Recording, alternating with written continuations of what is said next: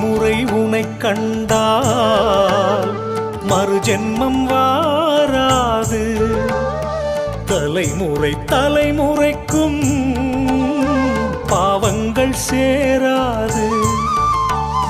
உனக்கும் உயர்ந்த ஒன்று உலகினில் கிடையாது. உனக்கும் உயர்ந்த ஒன்று உலகினில் கிடையாது. கணக்கன் பதியே உன் கணக்கும் புரியாது. நேரில் வந்த தெய்வம் நீ அல்லவா?